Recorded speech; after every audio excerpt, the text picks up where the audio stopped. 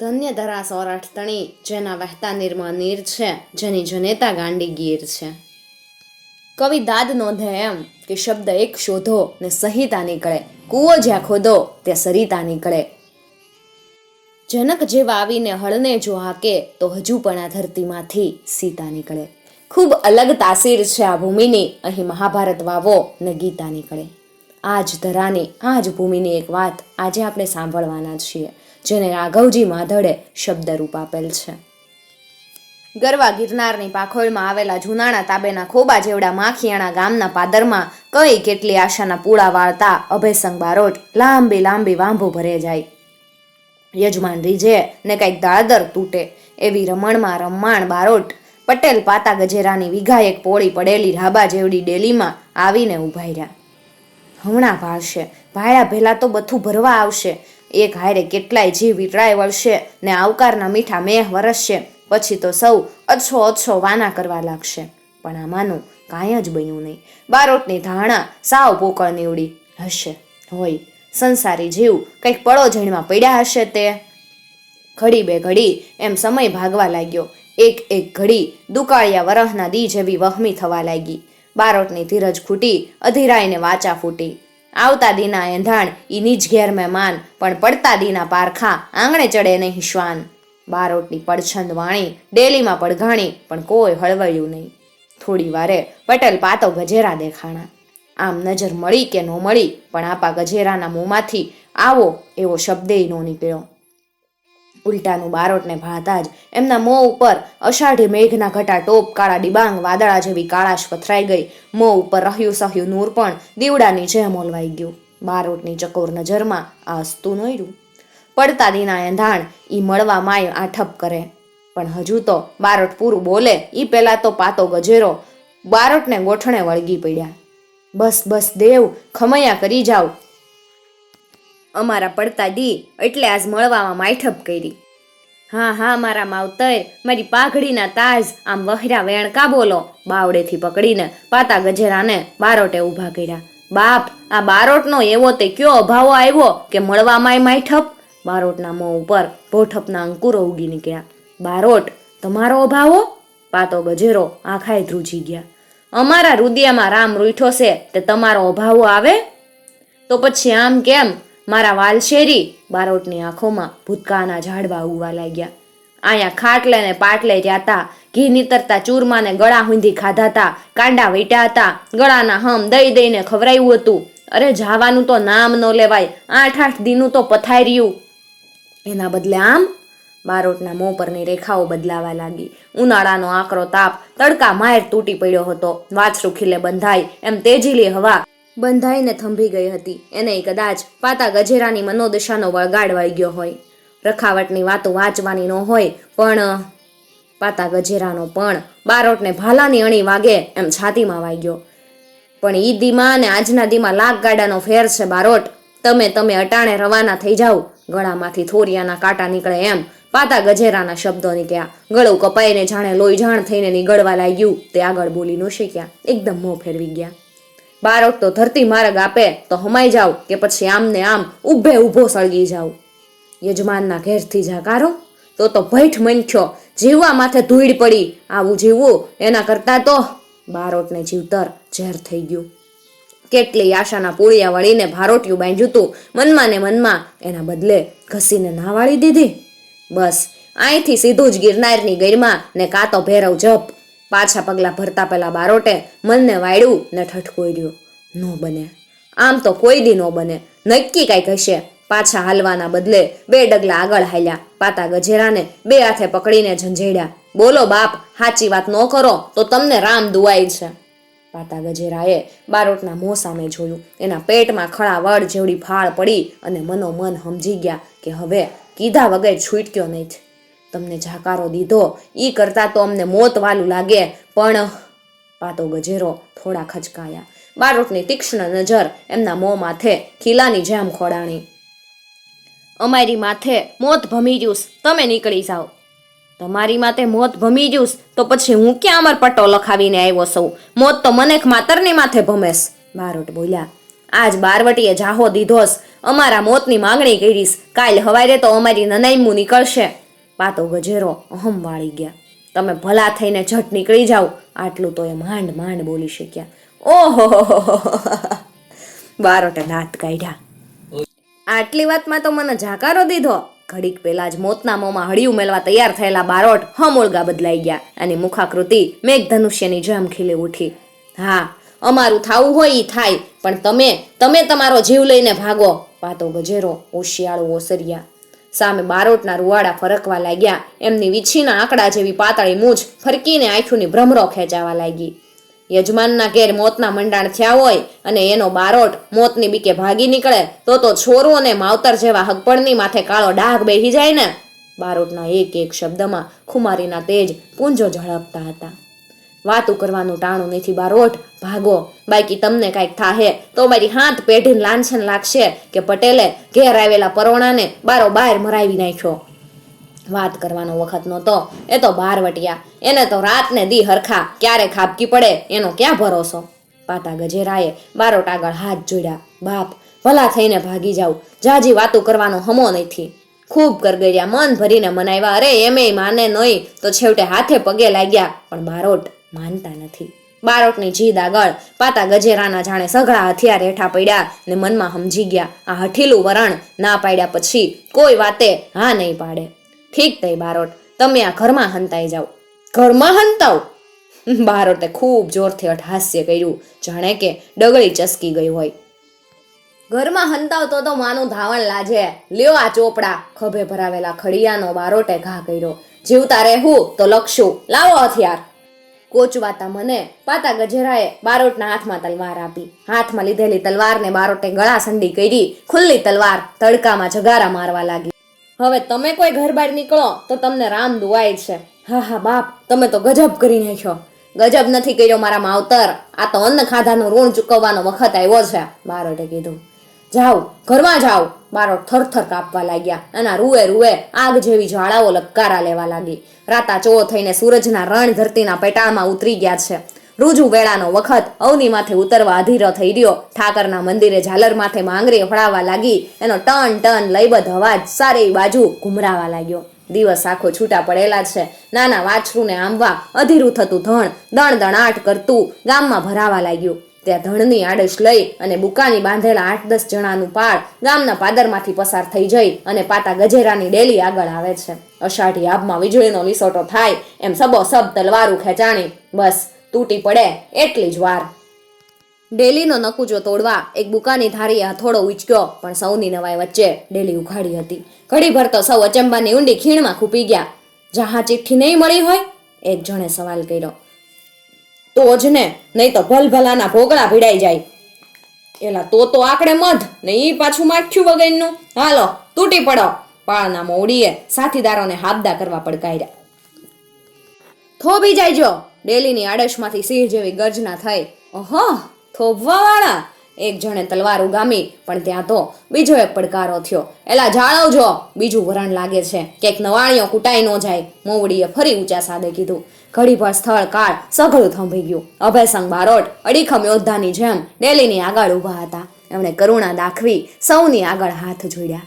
બાપ, આ અનરથ રેવાઈ ગયો. આ લૂંટનો માલ તમને હખેથી જીવવા નહીં દે. બારોટ સાવ ગળગળા થઈને બોલ્યા. ઓહો, હાંભળો શિખામણ, હાંભળો. હા.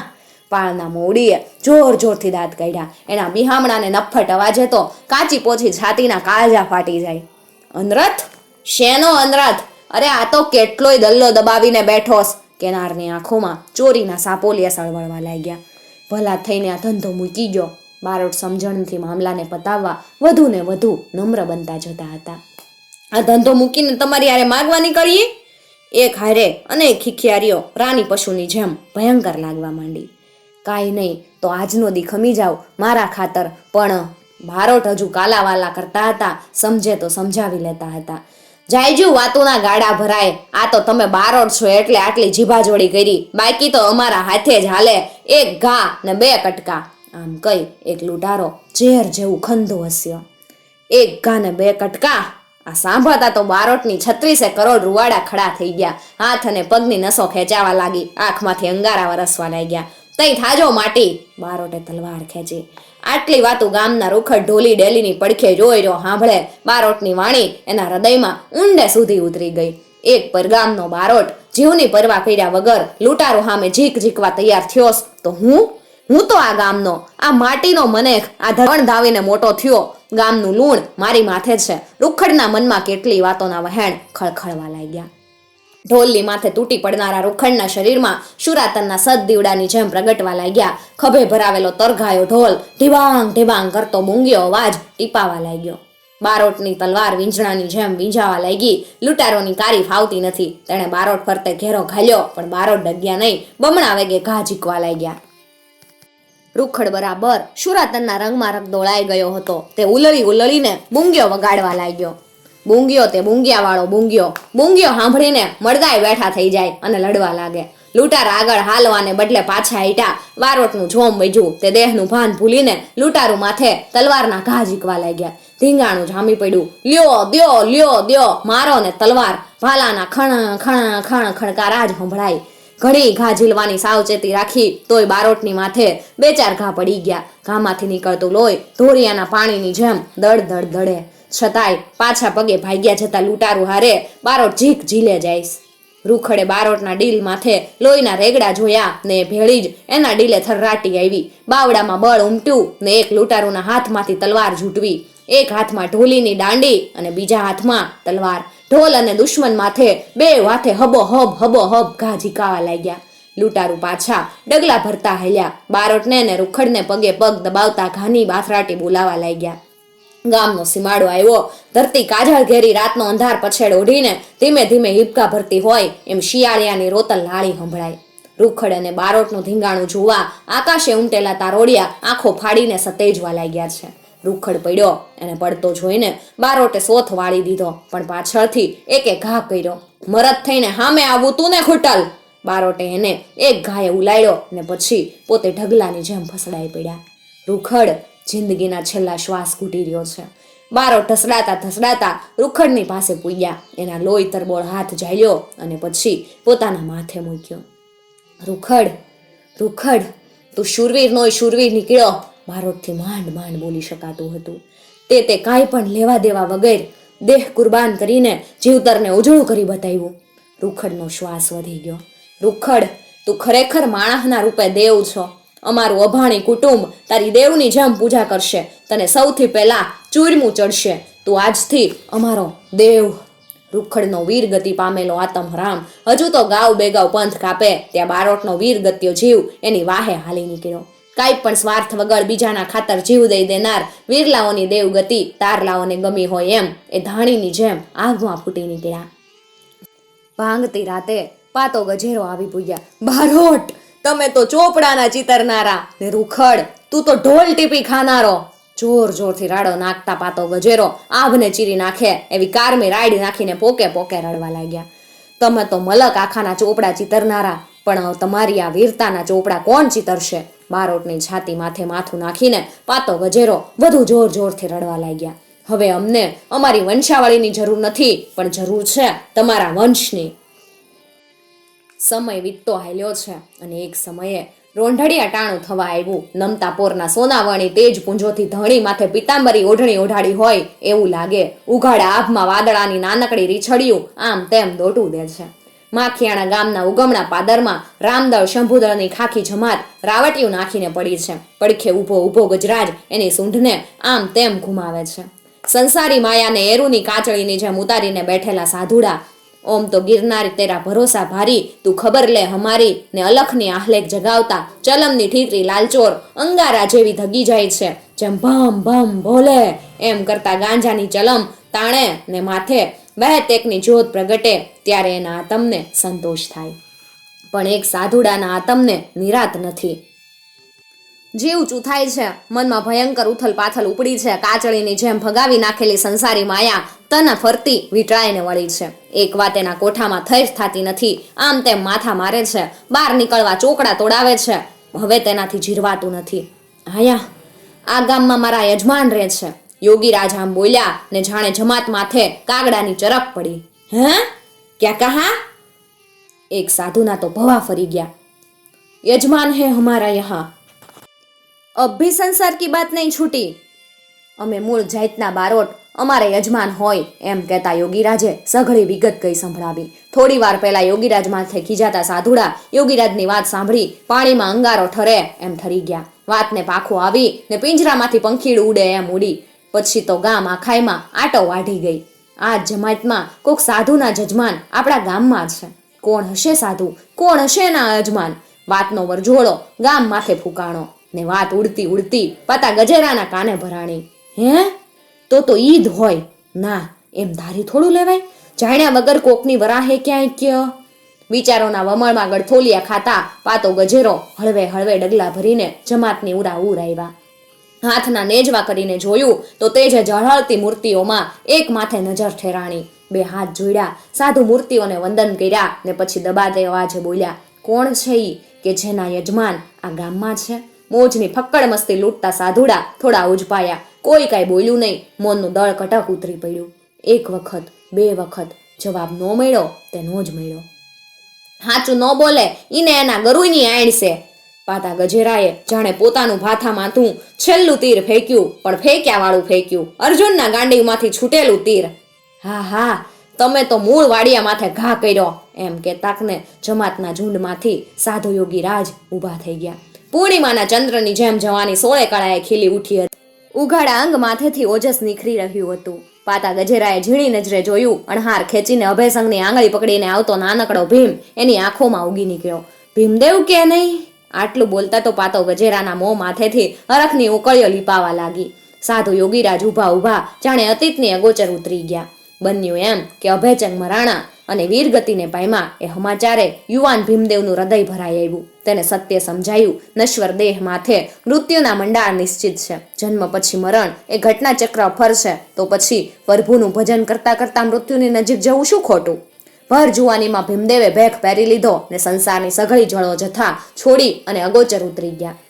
અભયસંગનું આમ મરવું ને પોતાની આડેથી મોતને આંચકી લેવું એ બાબત પાતા ગજેરાના દિલમાં ઘર માંડીને બેસી ગઈ હતી. અભયસંગ જેવી વ્યક્તિનો વંશ ઉરાડી ન જાય એની ખેવના સાથે તેમણે આકાશ પાતાળ એક કર્યા હતા. પણ ભીમદેવની ભાળ ન મળી તે ન જ મળી. તે દી ઘડી અને આજનો દી વાત ગઈ તે ગઈ. તારી ગોતણે તો મને ગાંડો કરી નાખ્યો. આ જન્મારે નો જડ્યો હોત ને તો પાતા ગજેરાની આંખોમાંથી બોર બોર જેવડા આંસુ ખરવા લાગ્યા. એ હરખના હતા કે પછી દુઃખના એમને ખુદને નહોતી ખબર. હાલો દેવ, અમારા આંગણા પવિત્ર કરો, પાતો ગજેરો હાથ જોડીને બોલ્યા. ભીમદેવ તો ક્યારનોય મરી ગયો. હવે તો હું ખાખીની જમાતનો સાધુ યોગીરાજ. સઘળી વ્યથાને દબાવતા યોગીરાજ બોલ્યા, એવું ના બોલો, એવું ના બોલો, એવું બોલો તો મને મરતા ભાળો. પાતા ગજેરાના ગળામાં ડૂમો ભરાઈ આવ્યો. આમ વાતોની ખેંચતાણ થાય છે, ઉકેલ આવતો નથી. ગામનું મનેખ પણ ભેગું થવા લાગ્યું. જ્યારથી અભયસંગ હરગમાં સીધાઈ વાત ત્યારથી આજ લગન પેટ ભરીને પૂરું ખાધું નહીં જ. એના દીકરાને ગોતું મારી ઓહરીના પગથિયે ઊભા રાખીને એના મોંએથી બે લવા સાંભળું તઈ મારા જીવને નિરાત થાય. જાણે પસ્તાવાની આગમાં ભૂંજાતો કોઈ જોગી જોઈ લ્યો. પણ એમાં વાક ક્યાં કોઈ ન હતો. સઘળા સંજોગોના ખેલ હતા.